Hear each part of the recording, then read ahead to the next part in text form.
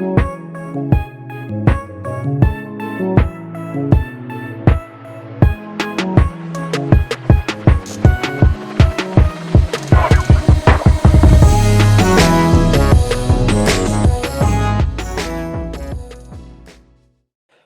to another episode of the No Ceilings Podcast. I am Tyler Metcalf, joined as always by Tyler Rucker. Rucker, how's it going? Metcalf, doing good. Just counting down the days. We got one more day of playing basketball in the NBA, and then I get to shift to complete psycho fan for the next couple months, hopefully. Go Celtics. Rooting for your T-Wolves. Just a brutal one. I'm sorry for that loss. Just painfully on brand. I have to confess that I was at a live viewing of John Wick, and while watching, spoiler alert if you haven't seen it, John Wick, shoots some people. What? Yeah, crazy. And while that's going on, I'm just checking my phone, running out, checking the score of the game, coming back. And then I just get like a flurry of like 50 texts. And I was like, oh gosh, what happened? And literally just was like getting texts like ref special coming in. Here we go. Like, I was like, oh boy, this is not good. So one more game, Metcalf. Let's get it home. Let's get T-Wolves, right up there. How are you doing? How are you holding up? Oh, sorry to bring up old stuff, but now I got to set the tone for. Yeah, now I'm just gonna be depressed for the next hour. And it was just it's what we've seen all year from them. People trying to blame that loss on Cat are doing some real mental gymnastics there. Yes, he was soft in the fourth. Yes, he gets in foul trouble. He does that every year. He was also the best player on the court for 80% of that game. LeBron having the lowest plus minus in that game was something. Rui Hachimura having the highest, I believe, besides Cat, unless that changed at the last or in overtime. Also something. Anthony Edwards, worst game of his career, bad timing for it. We move on to Friday. So yeah, just one game against the second youngest team in the NBA. What could possibly go wrong? What? Oh God, I believe one of the texts I sent you was this is why I drink. So yeah, this is why. Some people don't drink and we respect them, but there's also people that do enjoy a beverage. And usually when I have tough, frustrating games of watching basketball as a fan, the drinks come out. The drinks come out at night. So I haven't really been too frustrated throughout the year because I was like, hey, let's get to the playoffs and we'll party. And now I'm like, okay, all gloves are off. Time to battle down the hatches and bring on Atlanta. Shout out Simon. I'm ready to go to war. I hope the Celtics don't, take them lightly.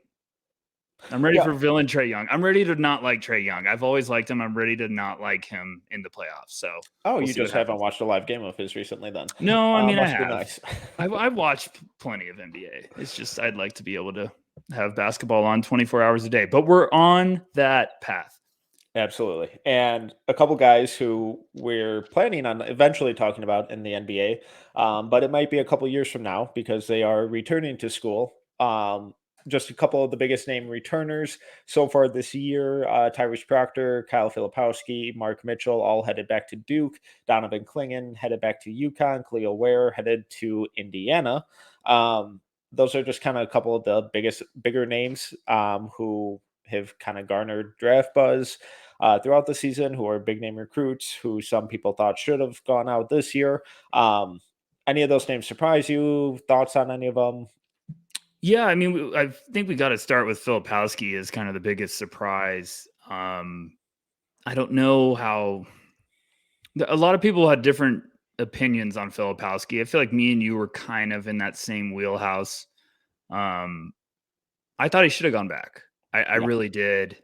Because we're going to have some talks on, the upcoming class, some previews. That's why you're here. That's why you're listening. But I still think that Filipowski is a guy with another year can get firmly into that lottery.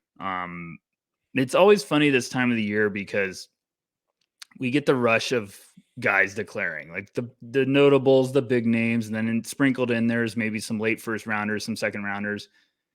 And we keep track. We monitor who's going all in, and shout out rookie scale. Like that, if you don't know that, website page. It's literally like Christmas morning this time of the year. You just keep refreshing it every day, see who's jumping in there.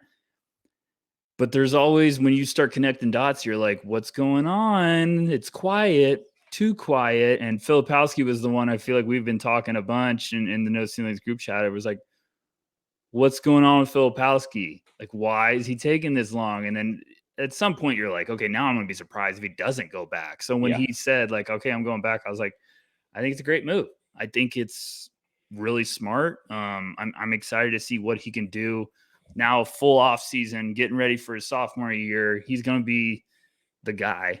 That team's going to be fun. You know, I like this Duke team probably a little bit more. I think they're going to have some intriguing depth, and we're going to talk about their backcourt play, but I really, really like their backcourt now. Yeah, and honestly, I really like the move for Proctor as well. Yes. There were two guys who I had in my 30s. I had Proctor at like 31, 32 ish. Filipowski more towards the middle to back end of the 30s.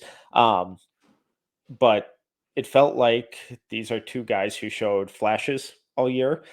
Yes, Duke fans, I know Filipowski had a crap ton of double doubles and was super productive and all of that, but the translatable skills, the shooting consistency, the consistent ball handling, all of that really wasn't quite there to the level that I think it could be. And I think another year in a what is now currently viewed as a weaker draft class could see him probably preseason top 20. And if the shot really does come around it consistently, if the handle does tighten up and get a little more creative and fluid, then I think we're talking about a guy who could go lottery or even top 10. Same thing with Proctor. And I think something we've kind of seen in the last couple of years here is that a lot of these point guards who are kind of fringe first rounders and don't really go top 20, they really kind of struggle to find their footing in the league. And taking that extra year could do wonders for his professional career in the long run. It's really hard to break into an NBA roster as a guard. The change of speed, the change of physicality, the change of size, athleticism, it takes a while to adapt to. And unless you're going to be a top 10 pick and have all of that capital and resources invested in your development on what is probably a really bad team, it's hard to break into the starting lineup, and teams are kind of continuously showing us they're okay cutting bait with these guys sooner rather than later. So if that's where he was kind of getting projected in the 25 to 40-ish range, maybe even later, I think it makes a ton of sense for him to go back to school, find more consistency with his shot, with his scoring, and slow down the game and really dominate at Duke, and a Duke team that now has a lot of really, really interesting pieces. Proctor was probably the one guy, you know, I'm every day, I'm a sicko. I'm tracking, waiting for every announcement. Gavoni's done a good job. Wojnarowski's done a good job. John Rothstein, shout out. He's been an animal with the, you know, you got to have those notifications on this time of the year. There's 2 times of the year you got to have notifications on for everybody else. That's the trade deadline and this couple months. And I was waiting for that Proctor one, and I was like, just go back, please, one more year, just go back, you know. Because if you're not familiar with Tyrese Proctor, let me catch everybody up. If you're a first time listener, we love you, stay around. But Proctor reclassified. So he was a young freshman and a young freshman ball handler in college. And he's so fascinating throughout the year because I think there was some really good defensive stuff. The offense just like kind of had some like, okay, some growing pains, some highs, a lot of lows. You're like, okay, let's balance this out. And then he had a move at the end of the year that was one of those sequences that you're just like, that wasn't fake or that wasn't a fluke. You're just like, that was some work been put in. And if that is, you know, like the flashes where it's like, okay, we got something special here. If we can bring this out on a more consistent level, then we really could be cooking with something. And I think that's why, like, when I saw he was going back, I just fist pumped. I was like, yes, like, okay, because he's like 6'4", 6'5", right? Off the top of my head. Yeah, that sounds right. So he's got size, he's got defensive ability, he's got playmaking ability, he's got offensive upside. This is the guy that I love because it's, you go back and if he has a big summer, big offseason, I do believe he's going to be in that top 10 conversation next year. And you never know. They're going to have a really, really talented team. They're going to have some pieces I think are going to, you know, maybe it's not the star power off the top of your head, but I think those pieces are going to mesh really well. I think that backcourt, we're going to talk about Jerry McCain, I think they're going to mesh perfectly, him and Tyrese playing together. So I'm excited. All right, let's quickly touch on Klingon and Ware transferring from Oregon to Indiana. Love that move for him. I did too. Yeah. I think his responsibilities and ability to kind of be utilized by a coach who has coached in the NBA.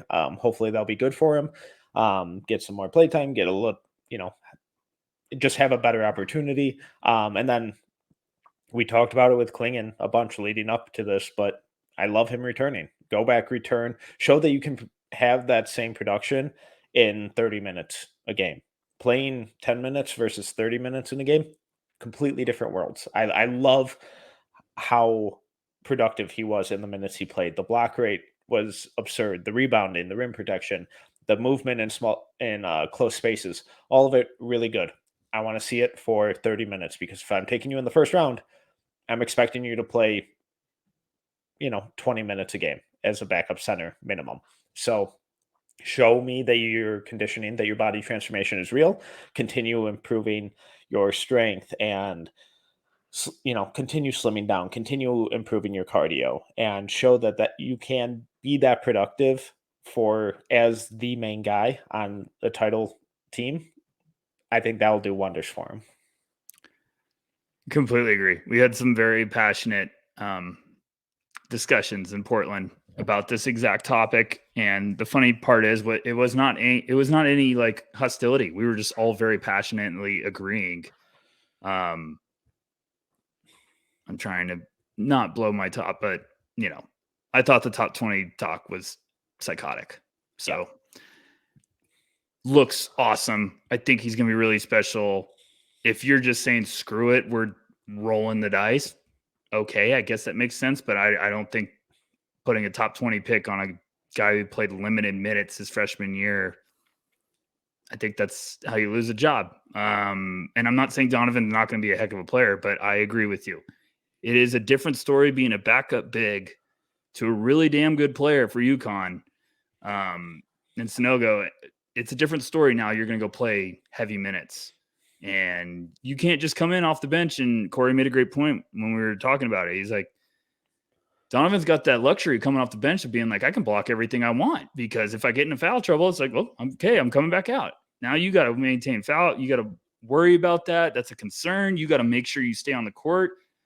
You're not going from playing less than 20 minutes a game. Now you're going to be playing heavy minutes. You're going to be running up the court all the game. They're going to attack you and try to get you in foul trouble. So there's a lot of stuff that, yes, he's extremely talented. I really like the tools. He has the versatility and the size to be a special player. We got to see some more. I mean, this is a lot of stuff's got to be developed still. So I'm excited he's going back. I think everyone that went back is making the right decision. Like, we always say that, like, go back, get better, like improve your game. And Hurley even said, I read a report. They're like, they're going to let Donovan shoot threes next year. And I was like, awesome. This is fantastic. Love this. Like, go back, work on your game. Like, get yourself. And I think his dad said this, Donovan. He said, my son needs to get, I'm not quoting word for word, but he's basically like, my son needs to prepare to get himself in the best possible, like, ability or potential to succeed at the NBA level. And I was like, Eureka, someone gets it. So there you go. There's my vent. And I blew my top, even though I said I wasn't gonna. All right. Well, I think those are kind of the main returners for us to touch on today. There may be more next week or the week after. But let's pivot to Hoop Summit. But first, let's take a quick break.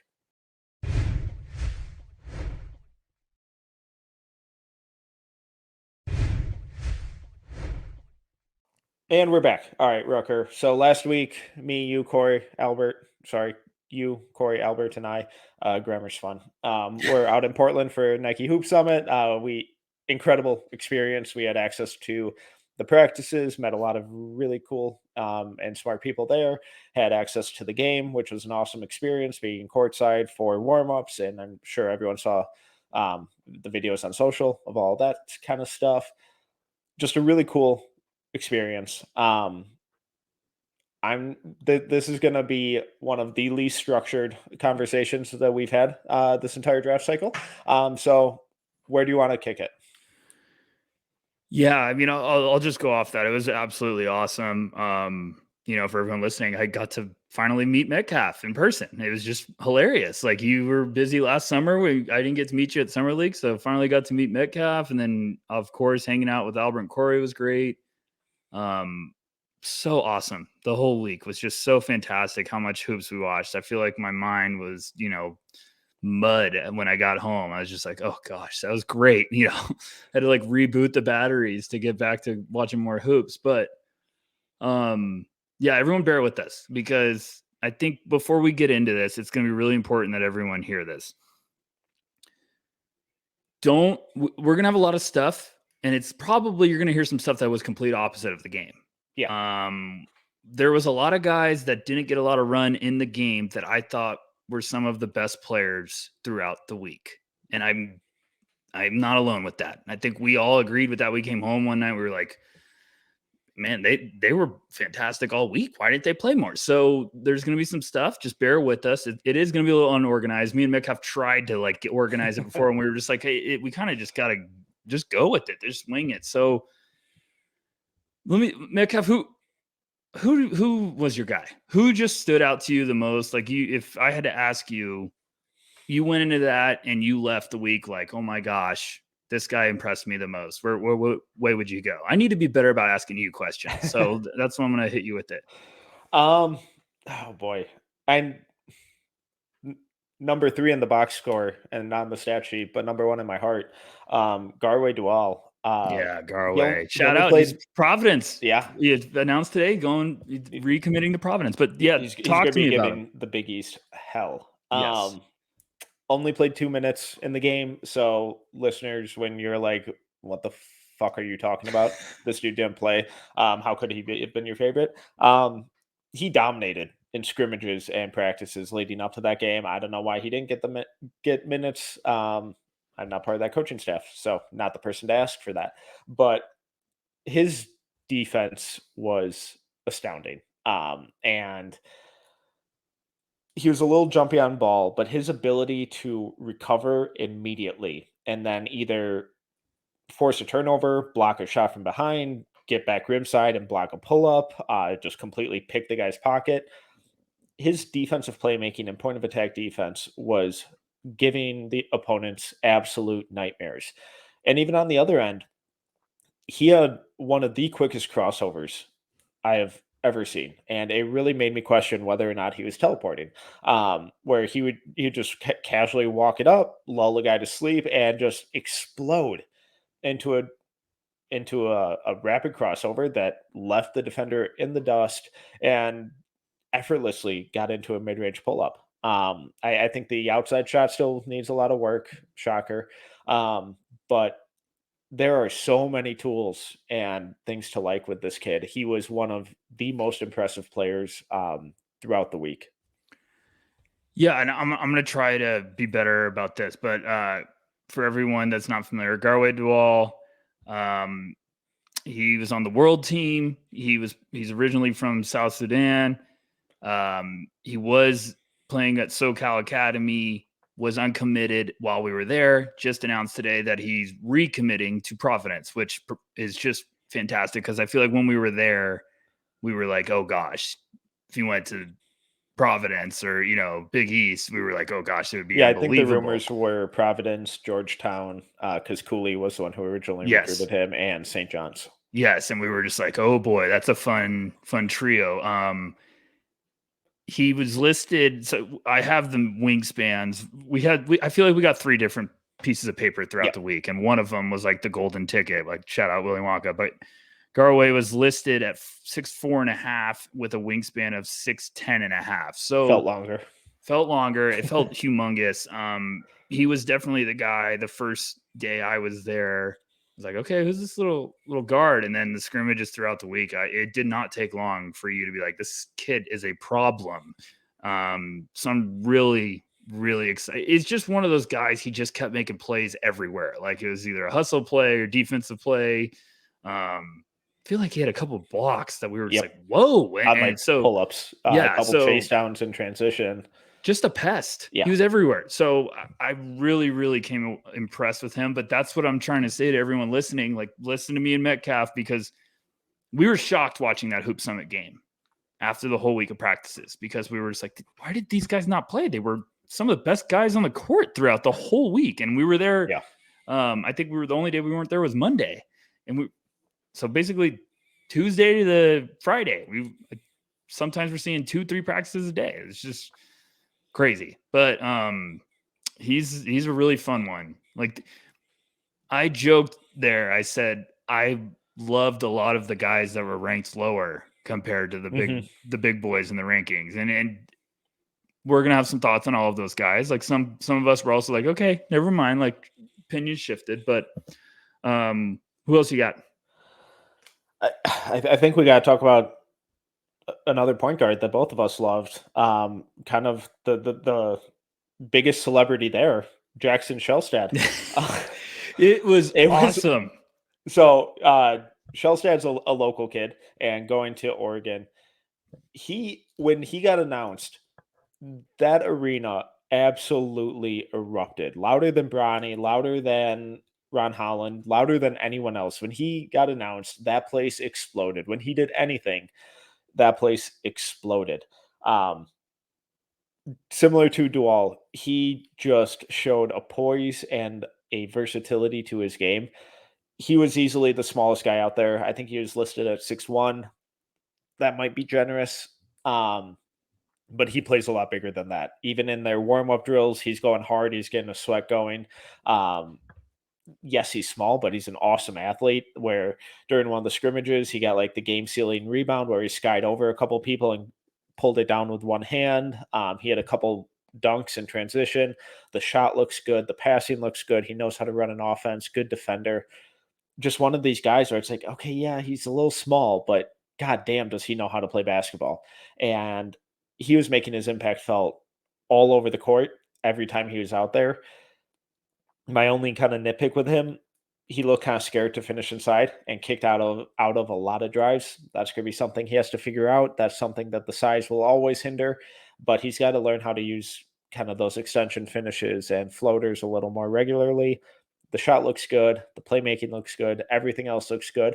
Just need him to kind of figure out that interior finishing, and there's not going to be much to dislike about his game. I just realized that I have the wingspans in heights official for just the world team, but I swear I saw the U.S. team somewhere on Twitter. No, I didn't. Okay. Well, I'll try to find it. I swear someone posted it and I saw it, but maybe that was just the world one. One of my favorite guys of the whole week. That's who I would have picked. I agree with you. He almost tries to hunt the extra pass, which is a fun problem to have with a guy like him. It was unbelievable when he got announced. I mean, there was grown men. I tweeted about this. There was grown men wearing Bronny high school jerseys. I was like, this is a little weird. It's a little weird. Like, just for clarification, if you're wearing like a throwback like Mello O'Kill jersey, I still think it's a little weird. But no, I'm good with that. I'll be fine with that. It's better than going and watching a high schooler play and wearing their jersey when they're 17. I don't know. I'm 33 years old. If you're older than me wearing a high schooler's jersey, we got some questions that I don't really know if I want to get answers. So, but it was funny because people were going nuts for Bronny, and then Jackson got announced, and you might have thought it was Dame Lillard getting announced in the playoffs in Portland. It was just crazy. So it was awesome, and that was a guy just all week. I was like, damn, this kid can play. I feel you took 10 minutes and you're like, who's this kid? He looks fantastic. And then we were all just gushing about him on the court. He just plays the right way. Corey had a good quote. I think Jackson's a little undersized, but Corey's like, he's going to be the one guy I'm going to gamble on that's undersized, like point guard, if he's a one and done, just because he played the right way. He was tough. He had a good frame on him too, Metcalf. Like he was strong. So, I don't know if he's gonna be a one and done. weirdly could be a guy that just goes there and becomes like just what we talked about with Proctor. Like maybe he shows some flashes his first year, and then just sophomore year is just like a whoa, okay, buckle up. But Yeah. I love the way he played the game. I think he's really, really competitive, feisty, and another guy going to the Pac-12. Pac-12 is going to be really fun next year, especially if, one of these guys we're going to talk about also throws his name into it. But Do you want to pivot to him? yeah, let's just do it. What'd you think about Bronny? What'd you think about Bronny? No, we're going to promise something to all the listeners right now, because I promised I was going to do this going to Portland. I said it before. I did not care. Like, obviously everyone's just like, oh, it's Bronny James. It's LeBron's kid. It's LeBron's kid. I was like, no, I'm going to watch Bronny as if he's just any other prospect. Mm-hmm. If anything, I was like, I'm probably going to be annoyed by that and want to make my own opinion. So what did you think? And then I'll share my thoughts. I was more impressed after the McDonald's All-American game. And hard not to be. He was like 4 or 6 outside shooting. He shot the lights out in that game. So really easy to get enamored with that. The shot was a little more inconsistent all week, I thought. But his athleticism and strength is very real and very functional. He effortlessly gets off the floor, really explosive.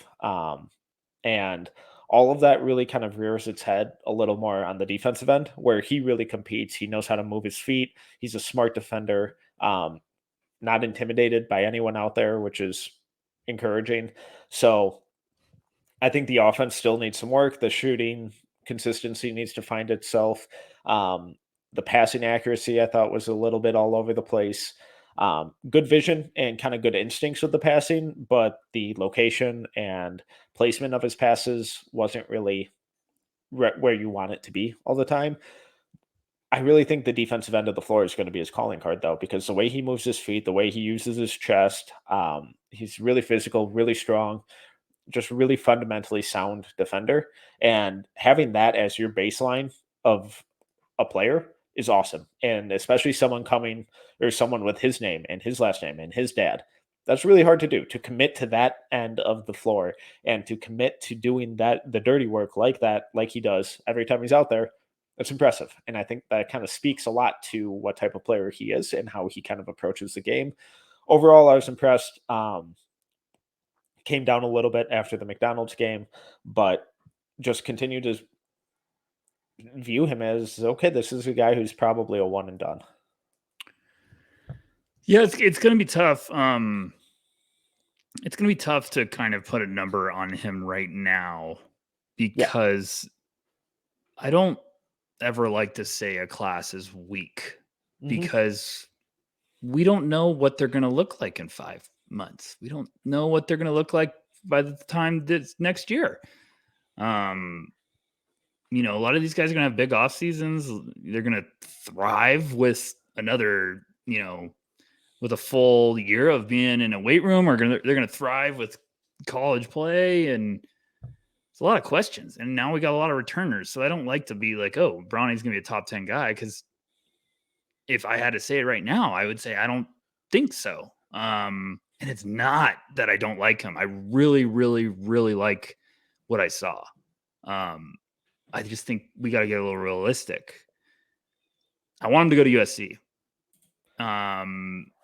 This is coming from Arizona Wildcats alumni. I want him to go to USC. 1, I want to go watch him.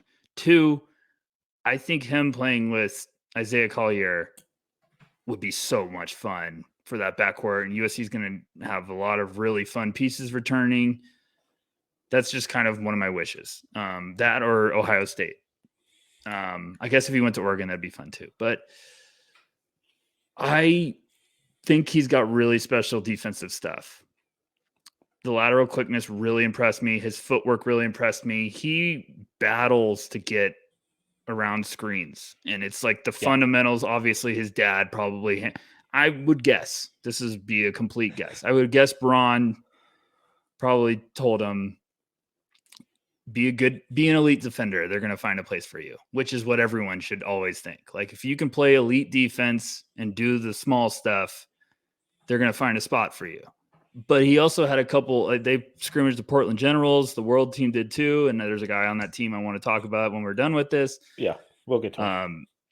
But he had a couple breakaway dunks, and I was like, that looked just like a 6'3" version of his dad. Like it was the exact same tomahawk. Like, so he's got the pop, he's got the frame. I'm like you. I thought the shot from the McDonald's game to this, I feel like it was just kind of like, okay, like he'd flash a couple times, and I'd be like, all right, and like a great defensive play, and then I'd be like, okay, what else? And I still think the passing it's way smoother and way more consistent off the catch than off the dribble. Yes, and by like a wide margin. Sorry, and I still think the passing has got to get cleaned up a little bit. I feel like he maybe tries to force it, but when there's not, he just slow down. But it's fine.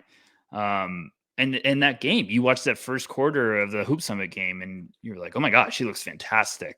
And then I think I looked up, and I even turned to you at the third or something. I was like, has he not scored since the first quarter? So I don't know. It's just one of those, like, I think could be a really, really good combo guard long term.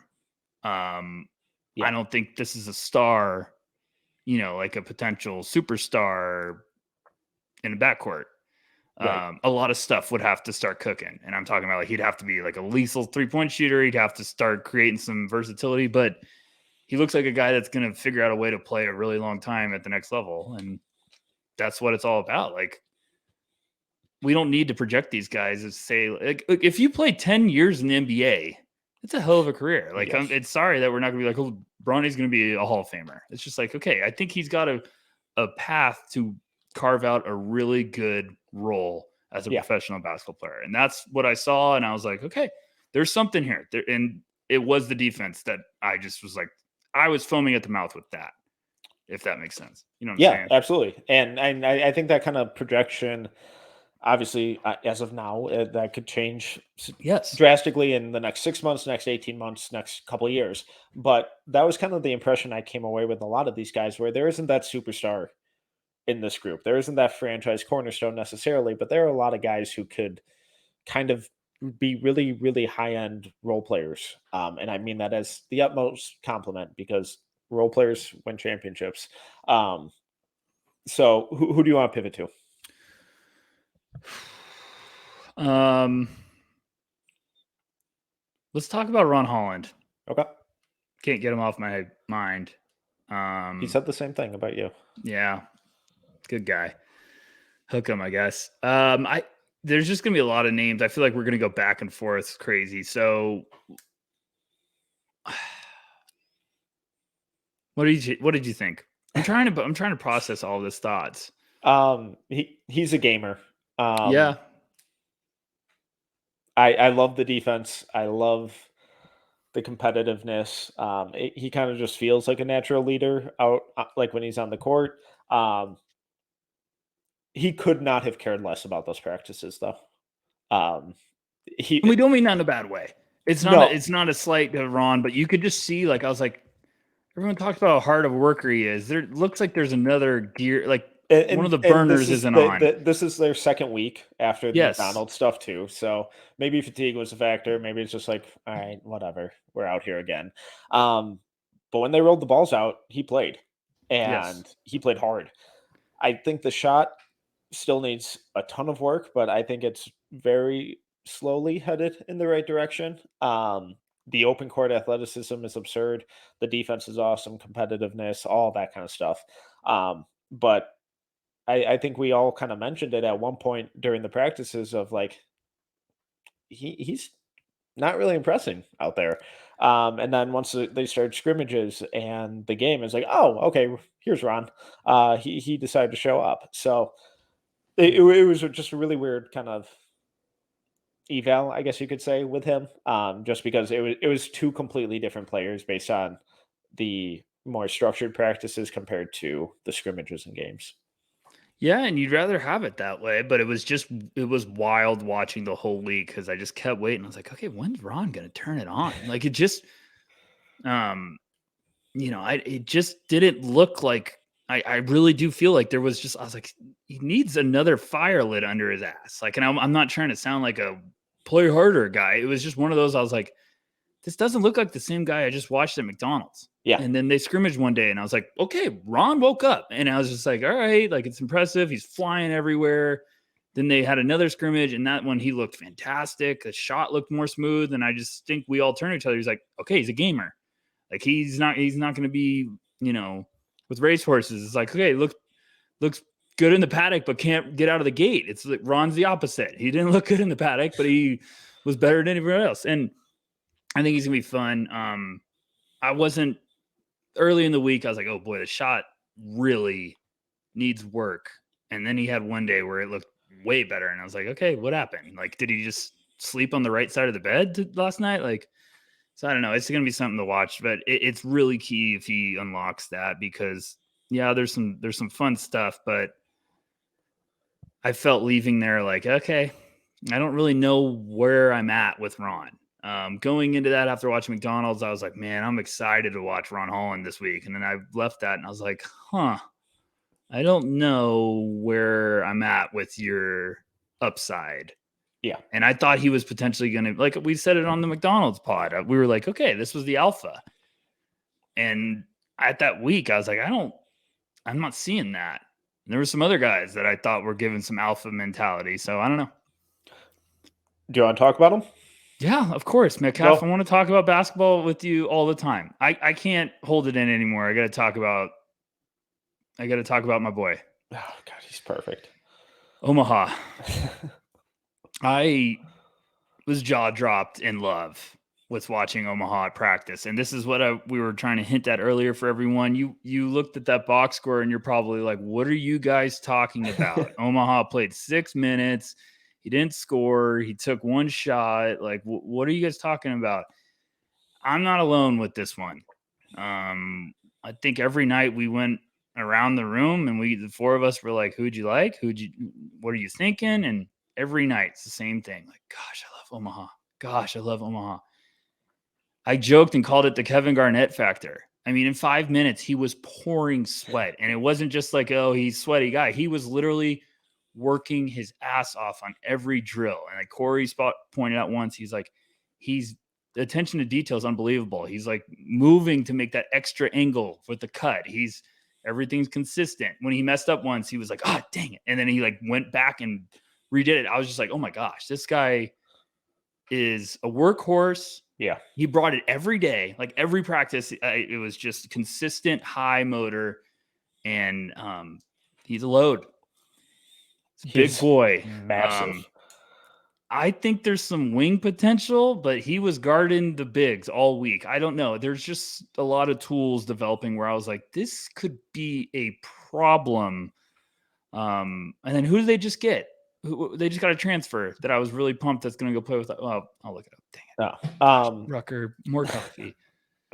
No, but he was one of the hardest, if not the hardest working guy all week. Like you said, just dripping with sweat 5 minutes into practice, just doing the warm up, like ball handling stuff, where he was really focused on it. He was really keen on improving it and making sure that when the coaches came by and, hit his elbow or something, that he kept control of the ball. And then every time they had a water break, he was always the first one back out on the court, and he was practicing form shooting stuff or free throws, or him and Justin Edwards would go down on the low block and play one-on-one. It was really refreshing because not all of the U.S. team was super locked in like that the entire time, and he was clearly there to make a statement, to get better, and to work, and that's what he did all week. I really wish he would have played more in the game because again, just looking at this box score, 6 minutes, whoop-de-doo, and we're over here gushing over him. But what he did in every one of those practices was awesome. And it wasn't just physical stuff either. It was cerebral, where he's correcting teammates on set plays and moving them around. And they're like, wait, where aren't I supposed to be over here? And he's like, no, you're over here. And then you do this and then that. Well, this guy does this and then that. He understands the game.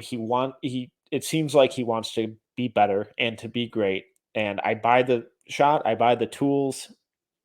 Oh man, I'm very excited for him next year. Keyshawn Gilbert. from UNLV, who I Yes. absolutely love, is going to Iowa State. And I was like, oh boy, that's the guy to go. I was like, that's a fun duo. For everyone that just heard what Metcalf said, it was so important. I got to reiterate it. It wasn't, these guys had a whole week of practices with pretty much every single decision maker in the NBA was in that gym all week. And some guys understood the magnitude of the situation. Some other guys did not, and it was very obvious. And Omaha's wasn't like, there was guys also that I think knew what was going on and knew what they should be doing. Omaha's, it just looked like a guy that was just obsessed with his craft It and felt was genuine. loving. Yeah, it felt like he loved basketball, and it felt like he wanted to keep working. And from watching him in every drill, I was like, this isn't fake. He understands that if he keeps working his butt off, that's the way he's going to get better in a hurry. And I just left that week like, oh my gosh. Like I was like, to hell with wherever he's ranked in high school. I was like, this is a guy. Like, this is someone who's going to run through a wall if you tell him to. He's going to figure out a way to do it. And it's just so fascinating with that game, because if you watch that game, you're going to be like, what? And then you watched him in practice. He was just kicking people's ass. Like, it was just one of those, like, out muscling, outworking, doing everything. And I mean, he has stuff he needs to work. Like, the outside shot looks promising. It's got to get rolling, but it looked great for what I watched him play. He basically was playing center all week. Yeah. And then when I watched him on the perimeter, I was like, whoa, there's stuff here. So I loved his game. I absolutely love him. That's probably, I would say that's the one guy, if I had to bet on after that week, I would bet on Omaha Biliew. Yeah. You pick. You're up, sir. The board is yours. Should we just stick with Team USA here and just kind of round it out? Yeah, let's just rattle them off, and then we'll get international. Jared McCain, I think, stud, just awesome. Awesome stud. We don't have to go too deep into some of these guys because I absolutely love Jared McCain. Just play the game. So coming into this week, he was a guy where I thought he was just going to be kind of like a spot up shooter. It's like, oh, okay, shooters on the wing, keep track of them, and he just continuously showed more and more and more on ball creation stuff that was really, really exciting. I don't necessarily think he's going to be a point guard down the road, but having that ability to be more of a combo guard, to play point guard minutes if needed, to be that second side creator, that's going to be super crucial for him. Not just next year, but way down the line. I think the fit with him and Tyrese Proctor at Duke next year is going to be awesome. A lot of the when they were doing their kind of 3-on-3 pick and roll rotation drill, he was the biggest standout there because he was dictating everything. He was finding cutters, finding the roll man, manipulating defenders, getting to a spot. I think there's some real, like, legitimate top 15, top 10 upside with him in next year's draft. And there was very, very little about his game and his approach to the game that I didn't like. I mean, you talk to people in the gym, and it was the first name that a lot of guys, yeah, McCain looks nice. Like, it's just one of those, I could see him being desired by the NBA despite his production. Like, I could see them just being like, McCain knows how to play the game the right way. Yeah. We don't care if he's not averaging 18 a game. Like, he's just looks like a guy that's going to be really dang good. I love the way he played. And every time you just were impressed with him, you're like, he's going to go play with Proctor, like him and Proctor next year. Like, I really do think they have the basketball IQ, the awareness to do some damage together this year. So one of those just, I feel like you quickly checked off your list. You're just like, yeah, gamer, can play. He's also kicking ass in practice. I just really liked a lot of his stuff. I'm one of the guys I'm the most excited about to watch next year because I think he's just going to be a joy to watch. His film's going to be very fun. I'll put it that way. Yeah.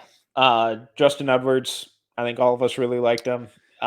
He's going to fall victim to that number 1 overall recruit label. If he had 8 even next to his name, I think it'd be even more exciting, which is just a testament to how dumb rankings can be. Um, just a really well-rounded player. He didn't necessarily shock me with anything that he did, but everything he did, I came away like, oh, that was nice. Oh, okay, cool. I thought the biggest standout of his was his off-ball defense and his ability to Yes. make rotations and just kind of read what the ball handler was going to do. He made some incredible off-ball steals that were like very legitimate, well-timed rotations, covering a lot of ground. I feel like that scrimmage, that one scrimmage I think you're talking about, me and you even looked at each other like, gosh, what a Yeah, read. Like, it was just beautiful. So he, I hated that he's the number one recruit because as Metcalf just brilliantly put, I was like, gosh, if he was like lower, I would have been buying all stock. But now that he's up there, it's like, I'm more excited. His shot's pretty. I think the shot's got yeah. the ability to be a real weapon from outside. He like teased some off the dribble stuff, but I feel like it was brilliant for him driving and kicking. Like, he created for the next pass, like with his drives, which I was like, that's smart player. That scouts were watching that, they were taking notice, and I think the defense is really intriguing. I left the watching the McDonald's game, and I watched this whole week of practice at Hoop Summit, and I left. I said Edwards has some stuff defensively. Like, there is something there. So, really excited to see what he does at Kentucky. I think, you know, Calipari knows how to get guys ready for the pros. So I'm happy he's going there. And then I thought the kind of only other big standout was Isaiah Collier, point guard headed to USC. I think I'm a little higher on him than the rest of the crew. I warmed Hit, up. I warmed up. Go ahead. just he's not. It's tough because he's not a vertically explosive Yeah. athlete necessarily, but his first step is like he's shot out of a cannon, and then he's built like a linebacker. Um, and when he gets downhill, it's not just about finishing at the rim. He is so good at creating out of drives for others and finding those kick out passes or dump offs to cutters. That's what really stood out to me because after the McDonald's game, I was a little concerned that it was mostly just okay, I can get to the rim whenever I want because I'm bigger, stronger, and faster than the rest of these high schoolers. And I'm just finishing with dunks and layups every time. But he showed a really, really high level of understanding of and floor awareness of where guys on his team were, how to get them the ball, and how to get it to them quickly and accurately, so they were shot ready, and defenses couldn't rotate or scramble back to him. So I'm encouraged. Shot obviously needs to come along, but what he showed as a playmaker, I really liked.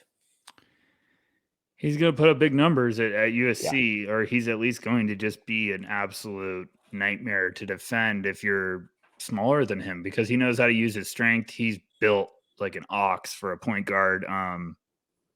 He was weird with what all of us. I feel like we were all like, I don't, and this isn't in a bad way, but we're like, whose job is he stealing as a starter right now at the NBA level? And it wasn't slander. We were just like, is this a good point guard in a weaker class? Like, and that's what we were debating. And as the week went on, that conversation, I feel like, dwindled hmm into the wind. We were like, okay, there's something here. And the first step was terrifying. It was like, whoa, he really did shoot out of a cannon. And you pair that with his desire to take on contact and finish with aggression. Um, you don't see that a lot with point guards at this age. Like, he's willing to, I feel like he's willing to go up and just be like, if I fall on my back, I fall on my back. Like, he's just like, okay, I'm gonna be fine. And yeah, he overpowers people. He's smart. He's also just so quick with hitting the turbos. So it's just one of those things where I don't know how I feel about the shot still. If that comes around, I hate it. I hate saying it, yep. but if it does come around, I mean, then you're really cooking with something. But he's gonna put up big numbers. He looked great. All right, just kind of rapid fire through Rapid the rest fire of it. the team Let's here. do it. Jacoby Walter headed to Baylor. Solid. Really like his tools. Good athlete. I think he could be a guy that, like, as a sophomore, could really break out. Sean Stewart, I thought, kind of had a rough week. Eric Daly showed some stuff, is more so flashes rather than consistency. I'm still not sure what to think of him as a player, but as the more towards the end of the week, there was some stuff that was like, "Oh, okay, where did that come Yeah. from, and why wasn't it there on Tuesday and Wednesday, and why is it just showing up here on Friday, Eric?" A little more consistency here, please.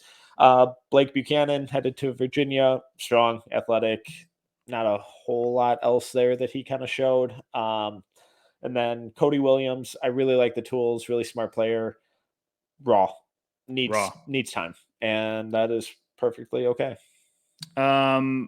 Cody was raw when he flashed. It was very, very exciting. It Yeah. got the whole gym kind of looking around when he flashed, but very raw.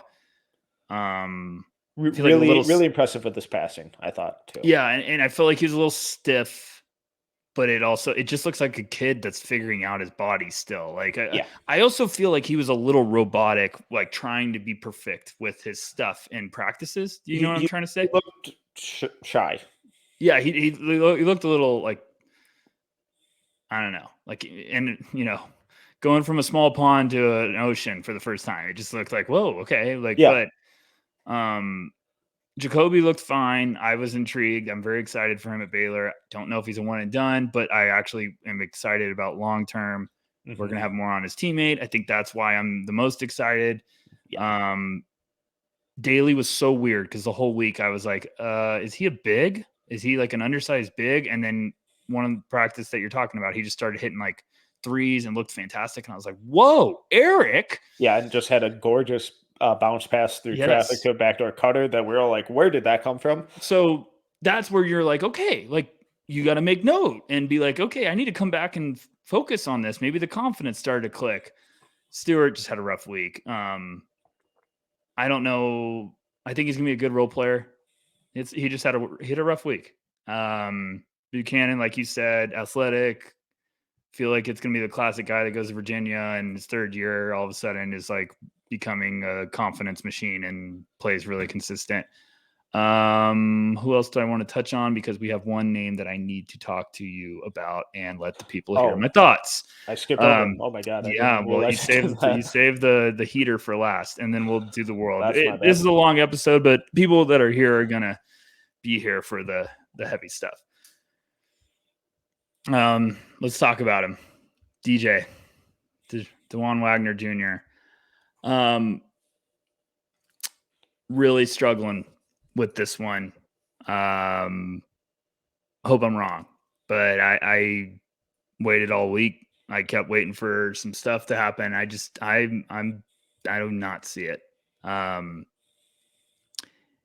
It just there's just a lot of stuff that I'm like, I don't see this. I don't see this. And everyone wants to come at me. Like, this is a clear one right now that I'm like, I hope I'm wrong. I will gladly be wrong. But I watched him at Nike. I watched him at the McDonald's the first half. I was like, I don't see it. He ended up having a great game. I watched him a whole week of practice. And I was just like, I just don't see this. So am I crazy? No, I think out of the group, I was the highest on him, and it's still nowhere near as high as I should be based on his recruiting ranking. What concerned you the most? Like where do you think I'm struggling? Is it the finishing? Is it the shot? It's the all around scoring. The shot still is not where it needs to be. The finishing all week was super inconsistent. Um, I really liked his ball handling. I thought kind of similar to what we were talking about with Dual and his ability to kind of explode out of that first move. I thought he showed a pretty quick first step and some shiftiness on ball, ability to kind of get to his spots. But then once he got there, the ability to kind of finish through contact to have that consistent, reliable jumper, it just wasn't there. And then I thought he was kind of a I thought he was a willing passer on the perimeter where he was swinging it and they were trying to keep the ball moving, but when he was attacking downhill, and that's when he could wasn't really creating for others. So I'm just not sure what he is on offense, but I did think there were a couple flashes here and there where it's like, oh, okay, that's really exciting. But who do you want to be? Do you want to be this Aiden Holloway-esque scoring guard that's out there just getting buckets all the time? Or do you want to be, more of a Bronny James combo guard who's out there doing the little things? And I thought we saw kind of flashes of both of them, but never a consistent direction or kind of sense of self of what he wanted to be and how he could kind of help the team or his group succeed while they were out on the court. I thought Collier looked light years better. Yeah. And it's because they both can get somewhere in a hurry. Like Collier has crazy burst to get out of the gates, but they both can use their, short space quickness to get somewhere. My problem with DeJuan is every time he drove, it's just tunnel vision.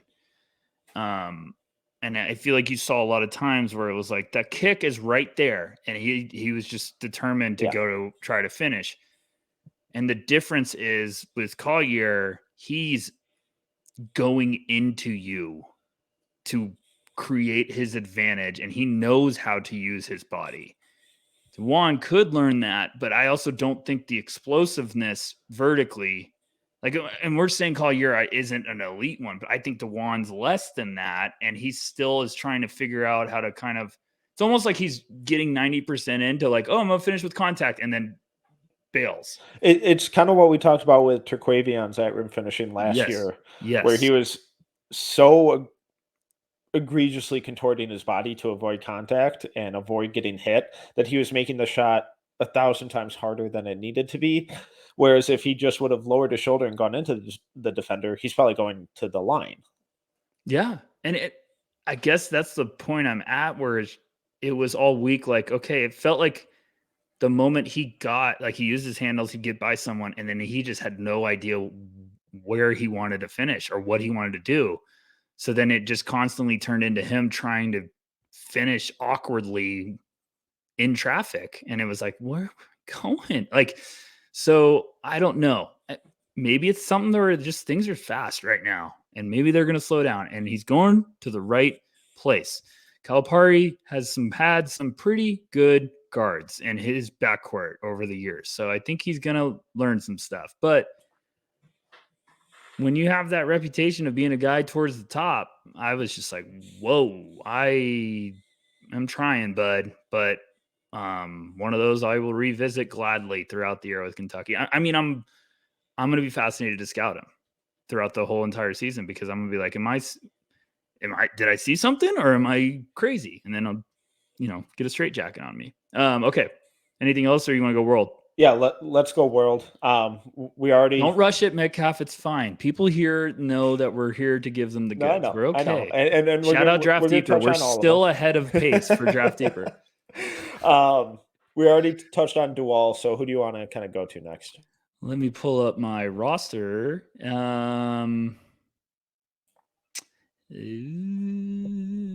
Mackenzie. Let's talk about Mgbako, the man that decommitted from Duke. Shout out Filipowski. We're not saying that's connected. Don't quote us. What'd you think?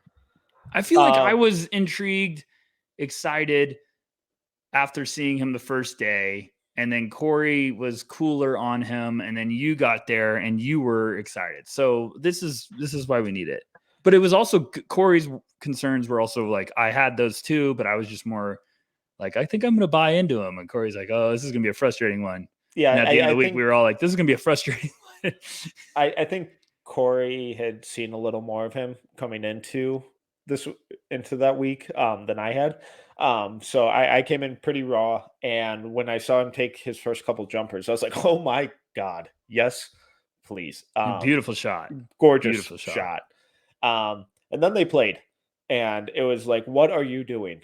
The biggest frustration was in one of their just kind of first like inter squad scrimmages.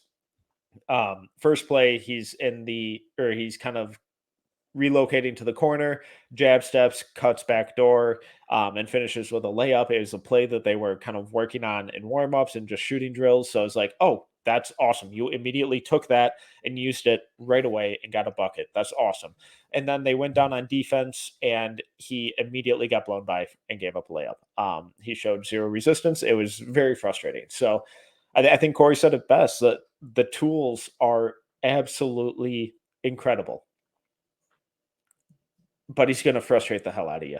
So I'm fascinated to see where he goes. I think there is scary um, scoring upside with him, especially if he kind of figures out a little more in the playmaking realm. But there's still kind of quite a ways to go in terms of the defense and ability to make an impact um, away from scoring.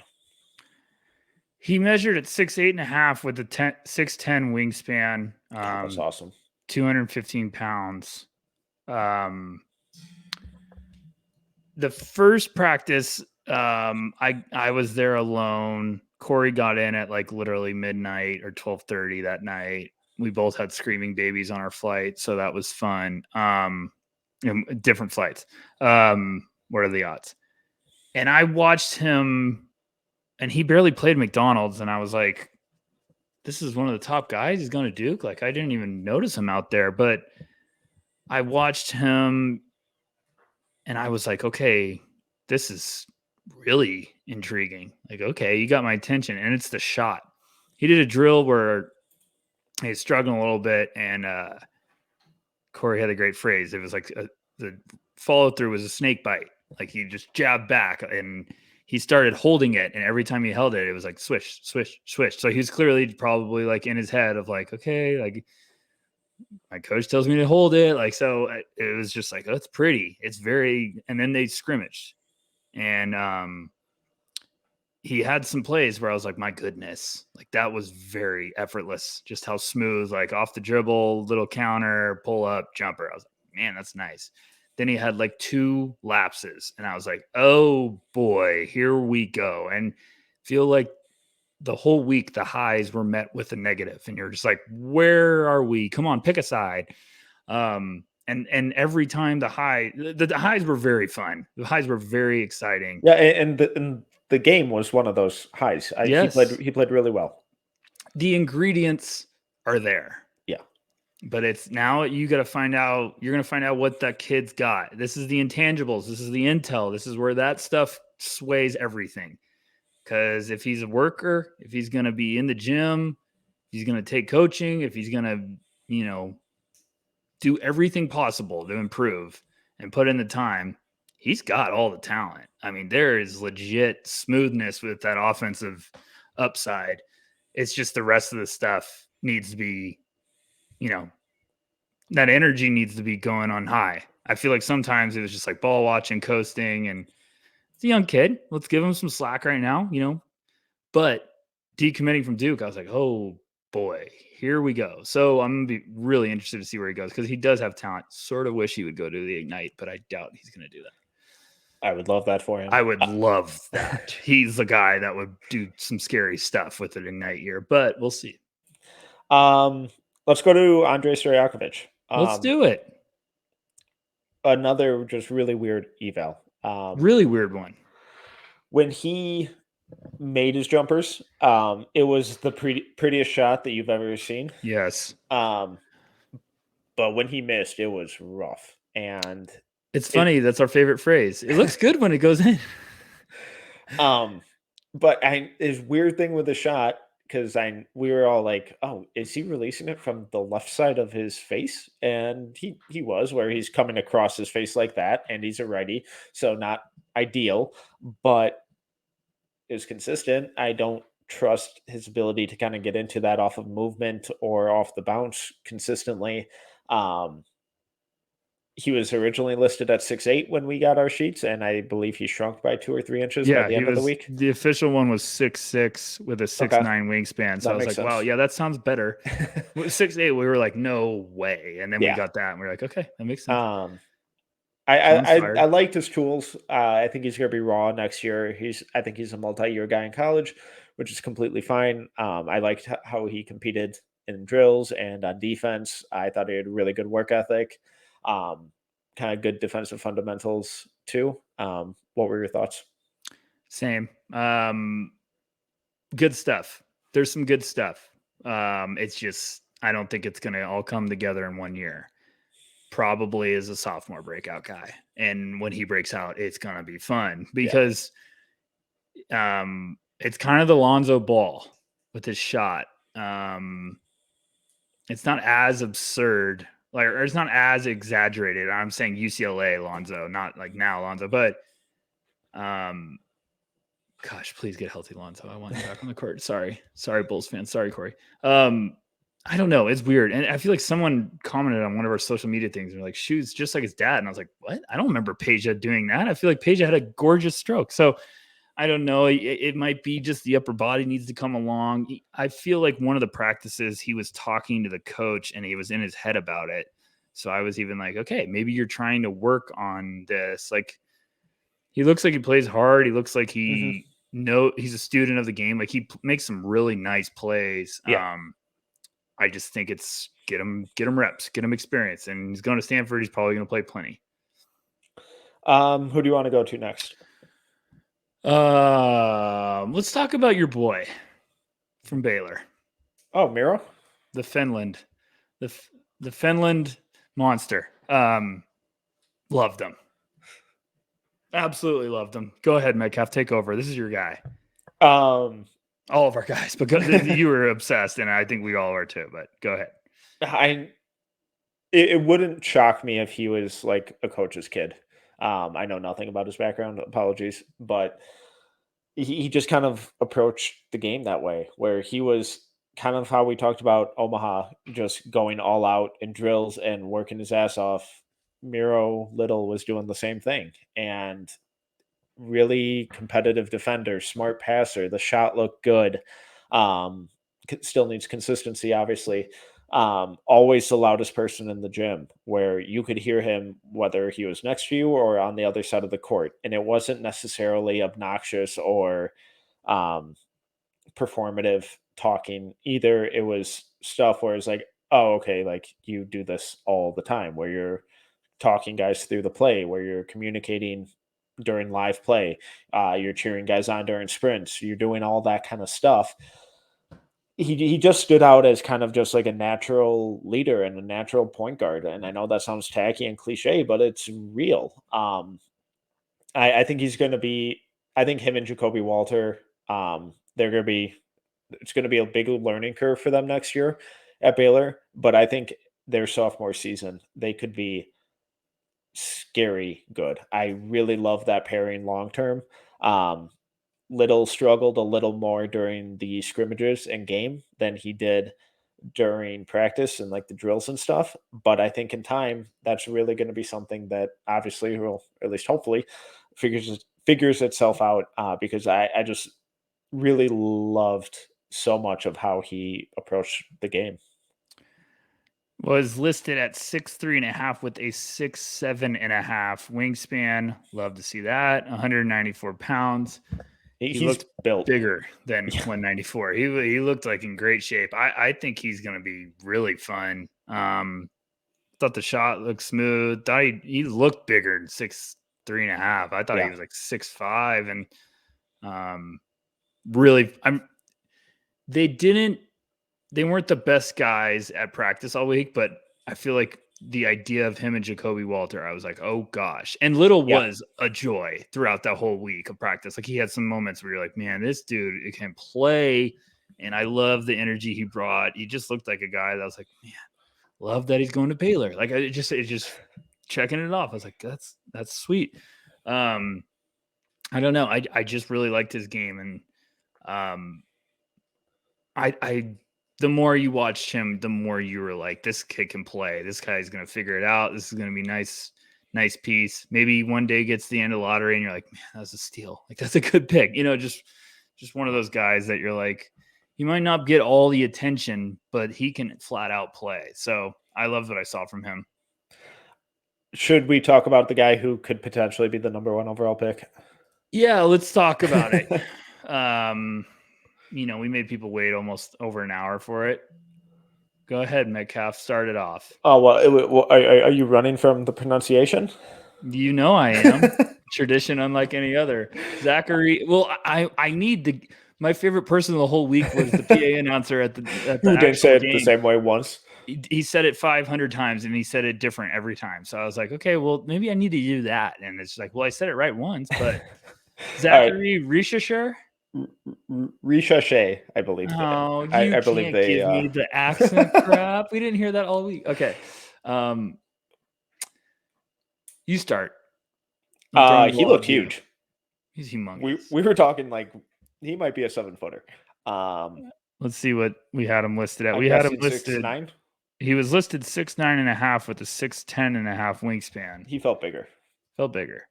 Go ahead.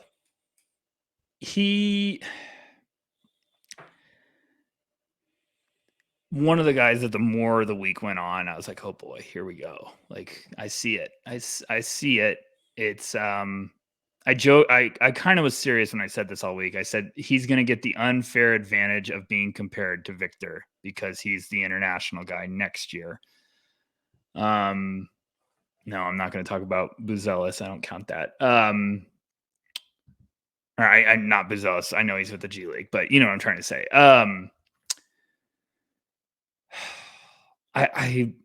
The more the week went on, the more I was like, okay, I'm in. I got it. Early on, I was like, oh, I don't know. I was just like, this looks raw. And I kind of was like, oh boy, I wish he would go do what Victor just did and just go play somewhere like 30 minutes a game all year. Because I don't know if with Asvel, if he's going to be getting that minutes. I know, that's why Victor was with them and left. I don't know. But there was flashes all week, Metcalf, and I was like, man, he's big. And then he'd have some handles. He'd have a nice sequence, have some lapses where I was like, there's the rawness. There's the need to play more experience. I think the biggest thing you said, which was spot on all week, was he just looked kind of shy, like out of place, kind of like struggling to get comfortable with everything, which is fine. But it was just one of those, like, you got to, this is going to be your life, hopefully. Like, so I don't know. What did you think? Yeah, and he kind of looked like a fish out of water those first couple days, and he was one of the few guys of this world team who is legitimately from a completely different country, who didn't play any high school ball over here, who has had, very limited exposure to a lot of these guys. I don't necessarily know how good his English is, but at times it felt like there was a language barrier. He was a little more timid during the structured parts of practice, but then kind of similar to Holland, that once they rolled the balls out there, it's like, oh, here's Zach. Here he is. Here's that guy who's just kind of taken over, and that fire kind of ignites. The ball handling is a little loose. It needs some work. He struggled in some of the kind of ball handling drills they were doing. The shot, I think, is still a work in progress. He made some incredible passing reads. I think the defense was exceptional all week. Still needs to get stronger, but just going back to last summer when we did that FIBA U17 recap, he looks so much bigger in just these last 8 months. And it's like, okay, well, yeah, you're skinny, but it looks like you've grown about 5 inches since then. So that kind of makes sense. I really think that if he's in for, or if he has a solid year, that he'll probably be a top 5 pick. And if that shot is just consistent, it doesn't have to be awesome, but if it's just consistent and that ball handling tightens up a little bit, it's like, okay, this is a guy where, I hate to throw labels on it, but it wouldn't shock me if he grows into like what Lauri Markkanen kind of currently is with the Jazz. I don't think that's that outlandish of an outcome for him.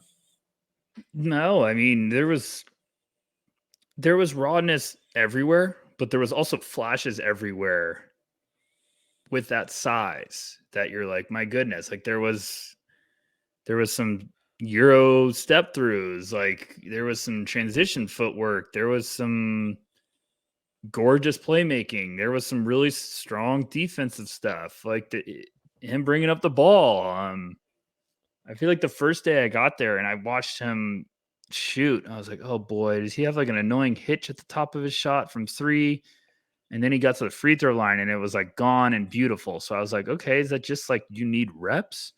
And throughout the week, I thought it got better. So I this is where you get to the point of like, okay, you're chasing potential. And that's why it's like I think that potential can get unlocked in a hurry in 1 year if you get reps. And I mean, you call it a hot take, but if I right now was picking in the top 5 for 24, I would be taking him because of what he could become. It took me longer throughout the week to warm up to that because I'd seen everybody else in limited samples that was considered up there. And Zacharie, we've been saying since FIBA play, like he was the guy that was going to get that buzz. And watching him on the court, I was like, okay, yeah, I'm going to be there. I'm going to be buying that because of the size and some of the stuff he showcased. If that all gets tuned up, it's going to be really fun when it comes together. I need him to look a little bit more like he's going to not just some swagger. And I'm sorry for the bad language, but he needs to become an asshole on the court. And I feel like that's what's missing with his game. When the game started, you could see that he was like, let's roll, let's go. Yeah.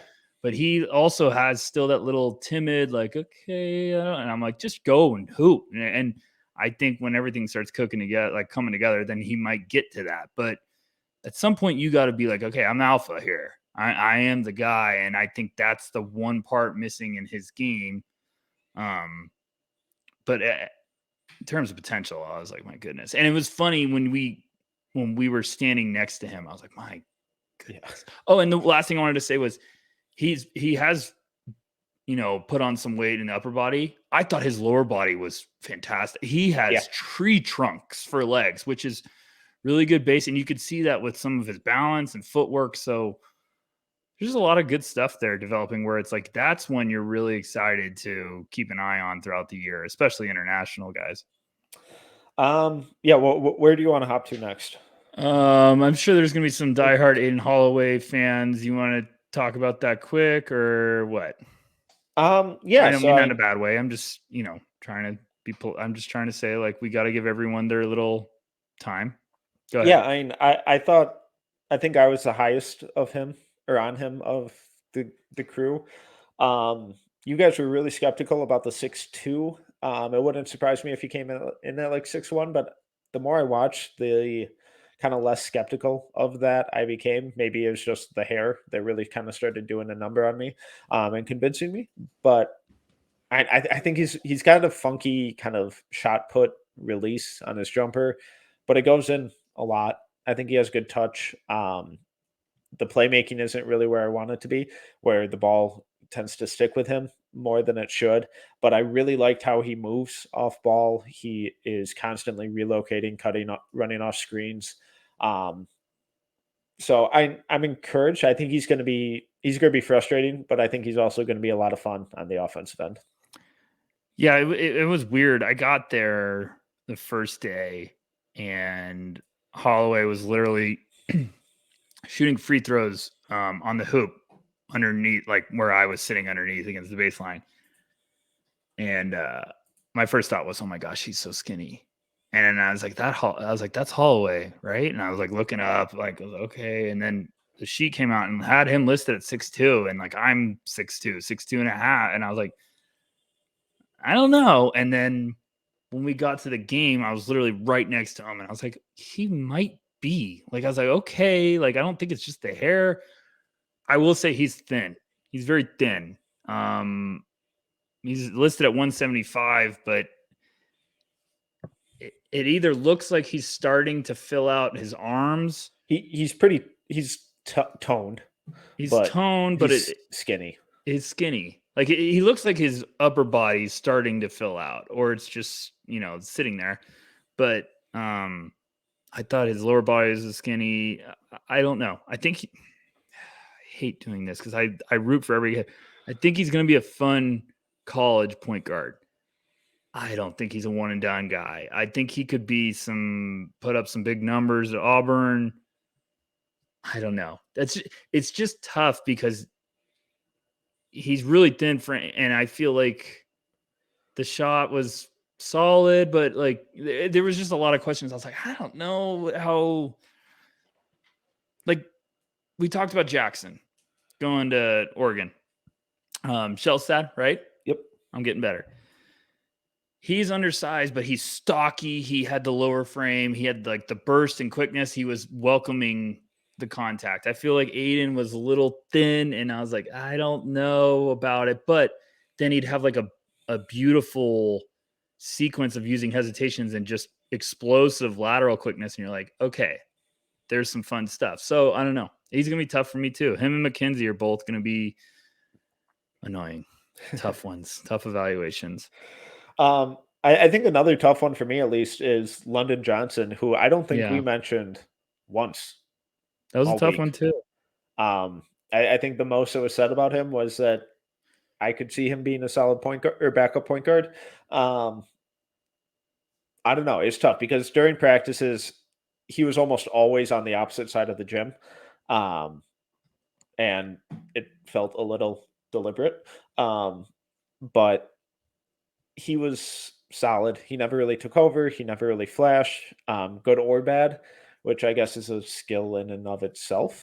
But I don't know. Yeah, that was another tough one.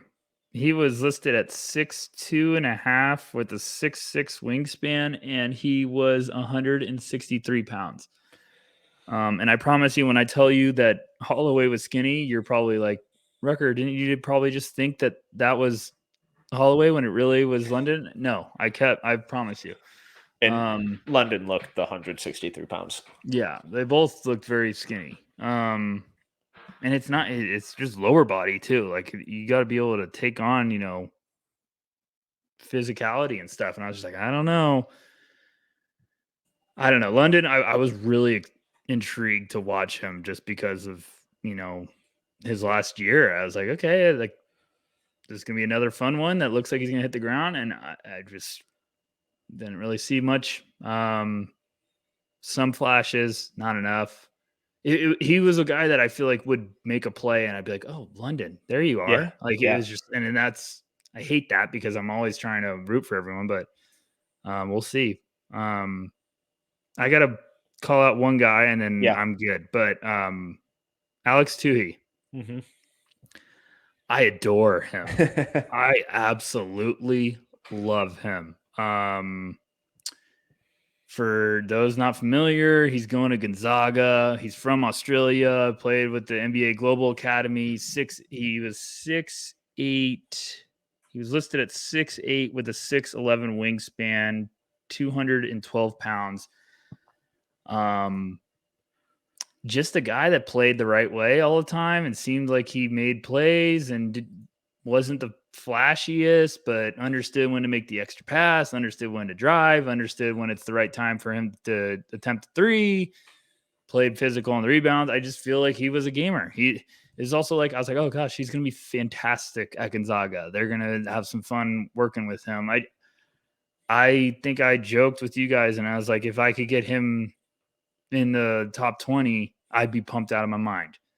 Or I was just saying, like, if you got him later, you might be like, oh gosh, he ended up playing, 10 plus years for us. Just one of those, grab your hard hat and your lunch pails and how can I help out the team? And I thought he played hard. He played tough. I liked him a lot. So one of those I don't think I'm going to overthink because he's just a workhorse. I don't know. Maybe I'm seeing stuff on Metcalf. No, I have similar impression. I think you were a little higher on him than me. Yeah. But that's not to say I didn't really like him. I think there's a lot there to work with. Just massive hands. Yeah. Just bare His mitts. hands with what? Oh, he had He had the biggest 10-inch hands there, hands. didn't he? Yeah. 9-inch length, 10-inch width. That was almost the biggest, I think, by half an inch on one. No, it was the biggest. Yeah. Wait, whatever. It's close. Yeah. Michael Nwako, I think I had bigger hands. But that's the way the cookie crumbles. I just love them. I really was excited. So, what else you got? Any quick rapid fire ones? All the bigs looked interesting to me, but I didn't fall in love with them. But Yeah, they were same. fun. It's kind of a tough setting for them. Very tough setting. Bayfall headed to Arkansas. Super skinny. Loved how he ran in transition. Always the first one down the floor. He was loud. He was talking. I liked it. He's 6'10", 193. Let's get a stake in him. Very raw. 7'4.5" wingspan. It's just one of those guys that, like, he looked fun, but it was a tough setting for the bigs, and I don't know. He needs to put on weight, but he could be fun. He's got the energy, and he practiced hard. Sorry, go ahead. Yves Missy headed to Baylor. I think another one of these guys who's going to be a multi-year guy. Played really hard. Incredible at making half-court shots after their warm-ups to determine whether they ran a lap or not. It was like 3 straight days where he made the half-court shot, and they didn't have to run. It was incredible.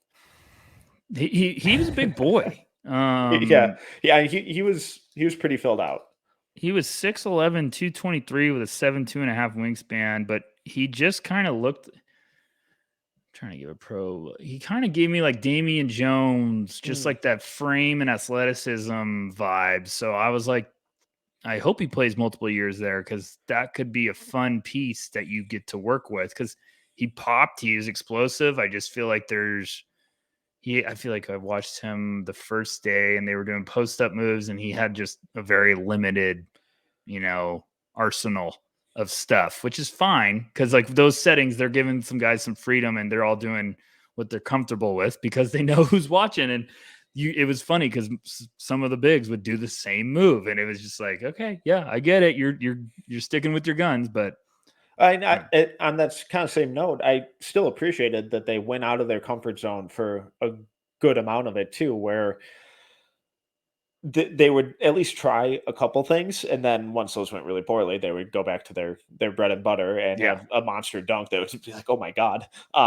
But they were throwing in a couple like post, like baseline fadeaways and jab step into a floater type stuff. So it's like, okay, like at least you're trying some stuff, but then once 4 or 5 of those in a row didn't go too well, they kind of went back to what they felt comfortable with, which is to be expected and understandable. We got 2 more guys, and we'll talk about the whole. And I'm going to be so proud. So let's finish on strong. 2 more. Just stay with us, folks. We love you.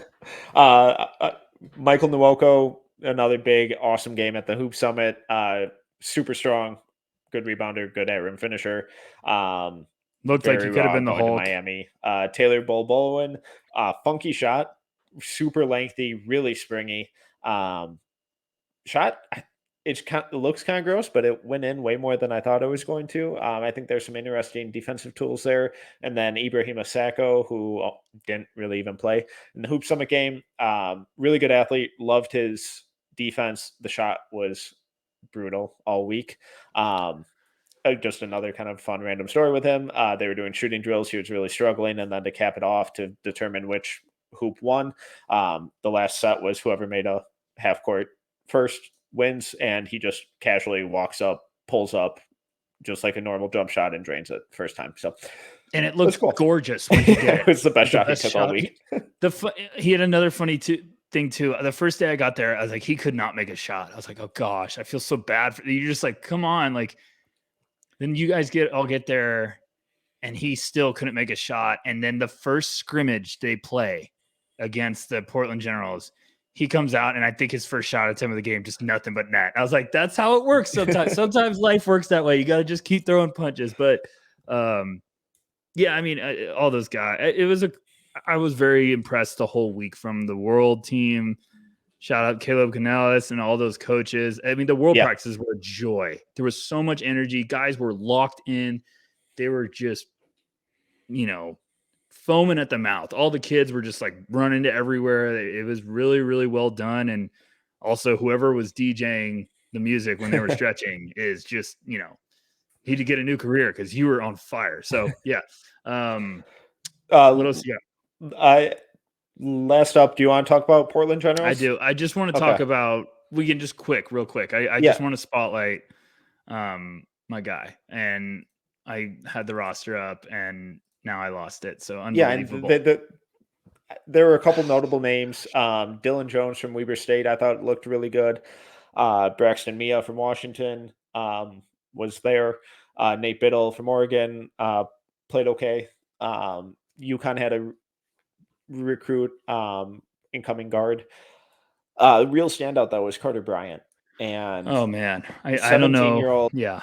Um, he was a kid who took full advantage of his opportunity to be in that gym. Um, Not only did he play really well in the scrimmages, great two-way versatility, really competitive, physical, athletic, all of that stuff. He was also one of the first ones there warming up and was the last one to leave.